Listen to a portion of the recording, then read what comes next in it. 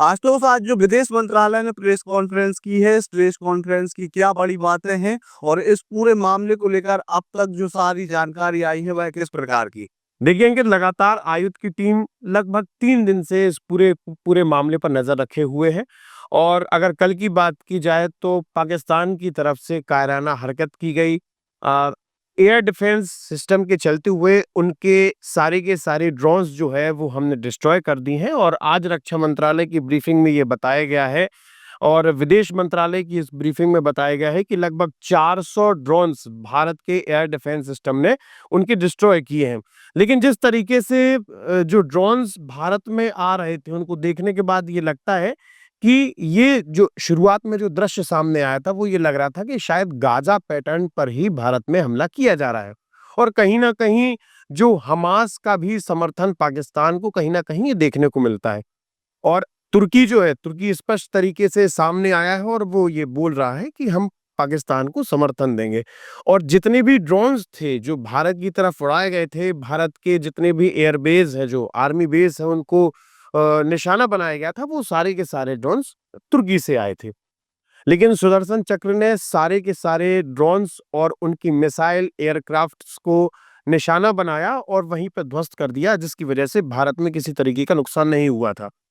खास बात यह है कि जब कई तस्वीरें नजर आई, कुछ ये खबरें भी सामने आई थी कि जो पाकिस्तान के जो विमान है JF-17 और F-16, और खास करके इनके डिस्ट्रॉय होने की भी खबर सामने आई थी। लेकिन आज विदेश मंत्रालय और रक्षा मंत्रालय की जो ब्रीफिंग हुई उसमें इस विषय का कोई जिक्र नहीं किया गया है। लेकिन तस्वीरों से ये स्पष्ट नजर आता है कि हाँ, भारतीय सेना द्वारा भी बड़ी कार्रवाई की गई है।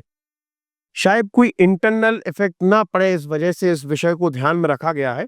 और दूसरी बात यह है कि अ, एक और खास चीज निकल के आई है, वो है टेरिटोरियल आर्मी। टेरिटोरियल आर्मी की बात बहुत तेजी से उठने लगी है। 6 तारीख को रक्षा मंत्रालय का एक नोटिफिकेशन जारी हुआ था जिसमें यह कहा गया था कि सेना अध्यक्ष के पास पूरा अधिकार है कि वो अपनी टेरिटोरियल आर्मी को बुला सकते हैं, जिसकी वजह से 32 बटालियंस में से 14 बटालियंस को एक्टिव करने की बात कही है।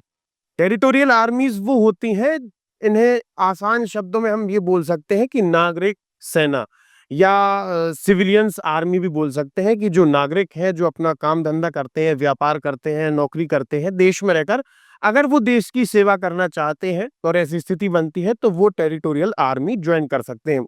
जैसे कि आपने देखा होगा कभी कभी भारतीय क्रिकेट टीम के पूर्व कप्तान महेंद्र सिंह धोनी की वीडियोस सामने आती हैं, सांसद अनुराग सिंह ठाकुर की वीडियो सामने आती है, सचिन तेंदुलकर की वीडियो सामने आती हैं, फोटोज तस्वीरें नजर आती हैं, जो आर्मी के गेटअप में रहते हैं, जो नेवी के गेटअप में, जो एयरफोर्स के गेटअप में, वो टेरिटोरियल आर्मीज है।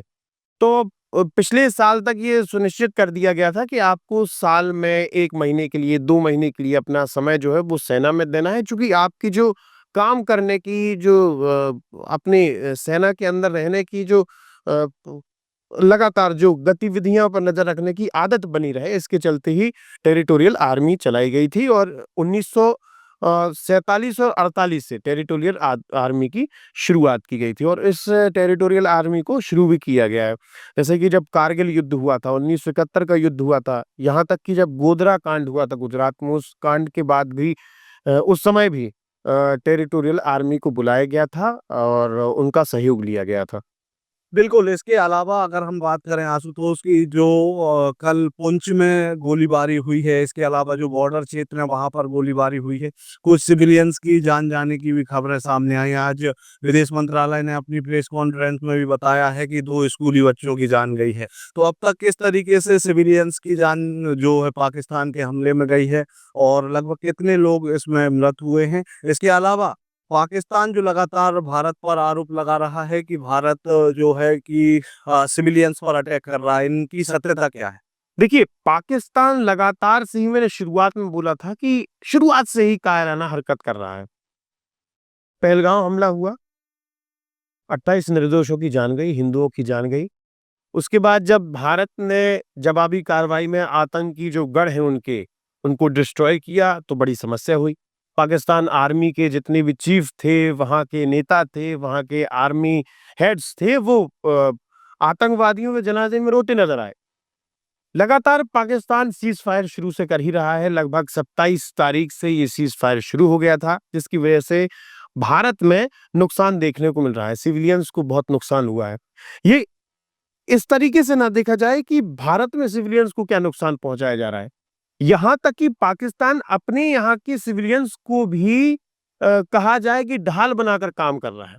कल जब नोटिफिकेशन जारी हुआ था कि पूरे माहौल को, पूरे आसमान को जो है वो आतिशबाजी में तब्दील कर दिया गया था, उस दौरान भी पाकिस्तान का जो सिटीजन एयरवेज है, जो फ्लाइट्स वगैरह है, वो लगातार उड़ाई जा रही थी। जो अभी रक्षा मंत्रालय और विदेश मंत्रालय की पीसी में भी इस बात को स्पष्ट कहा गया है कि शाम को 5 बजे से लाहौर से फ्लाइट उठती है और रात को 11 बजे जो है वो रावलपिंडी में उतरती है।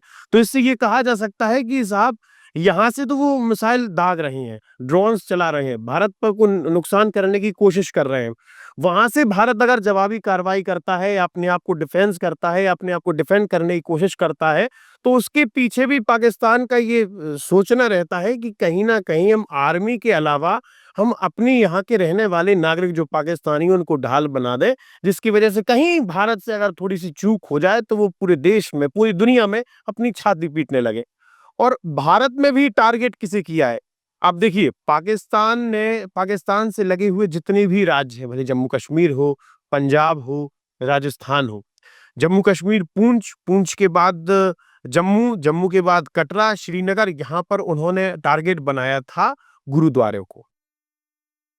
पहली बार अमृतसर में जो है स्वर्ण मंदिर को पूरी तरीके से उसकी लाइट बंद की गई, ब्लैकआउट किया गया।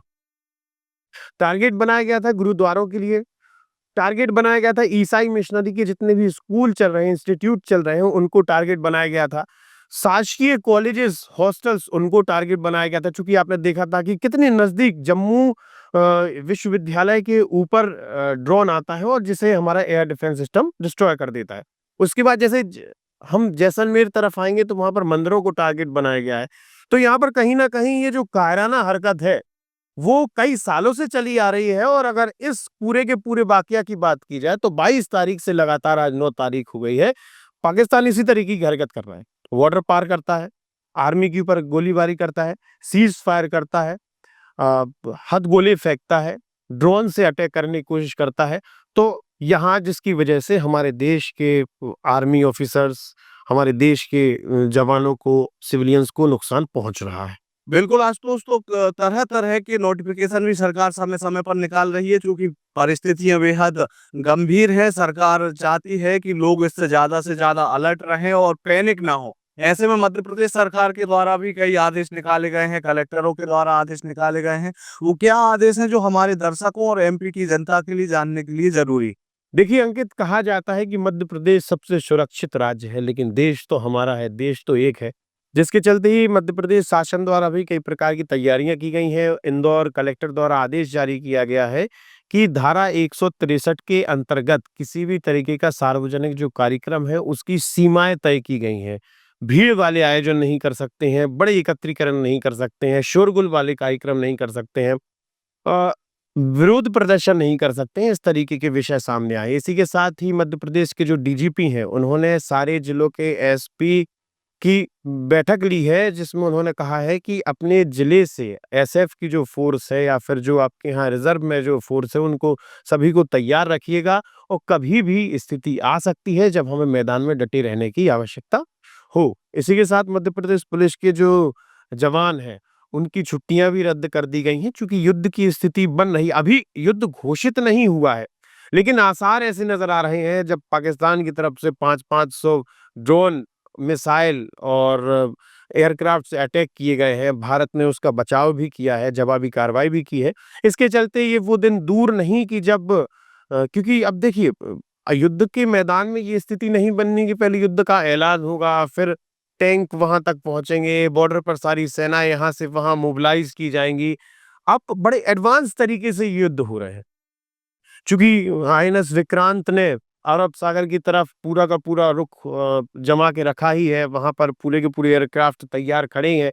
पाकिस्तान भी लगातार कायराना हरकत कर ही रहा है, जिसके चलते देश का हर नागरिक, भले वो बड़ा व्यापारी हो, राजनेता हो, राजनीतिक दल हो, एक सामान्य नागरिक हो वो देश के साथ खड़ा हुआ नजर आ रहा है। लेकिन कुछ लोग होते हैं जो ये बोलते नजर आते हैं कि हमें अमन चैन चाहिए, तो अमन चैन कहाँ से आएगा?